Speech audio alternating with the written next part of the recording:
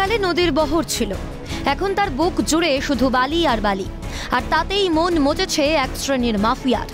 আইনের বালাই নেই প্রয়োজনীয় কাগজপত্র, অথচ ভুটান সীমান্ত লাগোয়া চামুরচি নদীর বুক থেকে প্রকাশ্য দিবালোকে জেসিবি দিয়ে তোলা হচ্ছে বালি। ভূবিজ্ঞানীদের মতে নদীর নাব্যতা বজায় রাখার জন্য বালি তোলার প্রয়োজনীয়তা আছে, কিন্তু অতিরিক্ত বালি তুললে তার পরিস্থিতি হতে পারে ভয়ঙ্কর।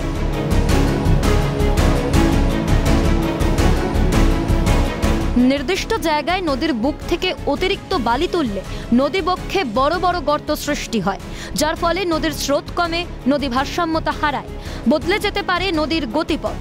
যেহেতু ভারসাম্য কমে, সেহেতু বর্ষায় তার জল ধারণ ক্ষমতাও কমে। এর ফলে একদিকে যেমন নদীর ভাঙন দেখা দিতে পারে, তেমনি বন্যা পরিস্থিতি তৈরি হতে পারে।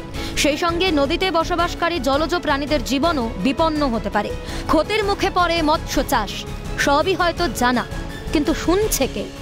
ওই এলাকাগুলোতে যে বিনা একটা যে সিস্টেম থাকে যে এতটা কাটা যাবে এতটা কাটা যাবে না, কিন্তু সেখানে যে হারে গর্ত করা হচ্ছে নদীগুলোতে, সেখানে কী হবে, বর্ষাকালে একটা জল জমবে, জল জমতে গেলে কিন্তু কোনো বন্যপ্রাণীও মারা যেতে পারে, কিন্তু কোথাও মানুষও মারা যেতে পারে। আমরা চাই অবিলম্বে প্রশাসন এটাকে নজর দিক এবং অবৈধানিকভাবে যারা নদীতে বিনা অনুমতিতে, আমরা সরকারের পুরো আছে, সরকারের কাছে সরকারের পুরো দিয়েছেন যে কোনো নদীতে আর্চুলার জিসিপি নামানো যায় না, তারপরে ওইভাবে কিভাবে নামানো হচ্ছে। ইতিমধ্যে পর্যটন দপ্তরের চামুরচি ইকো ট্যুরিজম পার্ক বন্ধ রাখা হয়েছে, ভেঙেছে পার্কের প্রাচীরও, যদিও উপযুক্ত ব্যবস্থা নেওয়ার আশ্বাস বিডিওর। সেই এলাকায় আবার একটা ইকো ট্যুরিজম তৈরি করা হয়েছিল, সেই নদীর গতিবিধির জন্য ইকো ট্যুরিজমের পাঁচিলও ভেঙে যায়। তো তাতে বোঝা যাচ্ছে যে নদীর গতিবিধি কোথাও কখনো কোনো দিকে চলে যেতে পারে। সেটা আমরা বিএলও সাহেবকে আমার বলা আছে, ওনাদের দপ্তর থেকেও রেগুলার ওনারা বলছেন সেটা ইন্সপেকশন করেন ওনারা, এবং আমি আইসি সাহেবকেও এই বিষয়ে বলবো। অবশ্যই প্রশাসনের তরফ থেকে উপযুক্ত ব্যবস্থা অবশ্যই নেওয়া।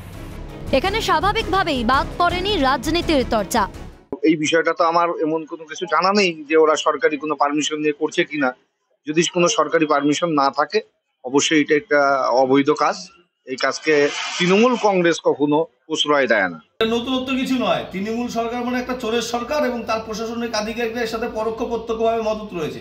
তা না হলে চামুরচির বুকে এইভাবে অবৈধভাবে বালি তোলা যেত না, অবৈধভাবে সেখান থেকে পাথর চুরি হতো না, অবৈধভাবে পাথর তোলা হতো না।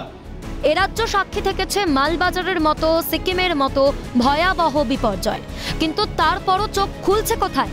প্রশাসনের নজরই বা কোথায়? সুযোগ নিয়ে চলেছে অসাধু শ্রেণী।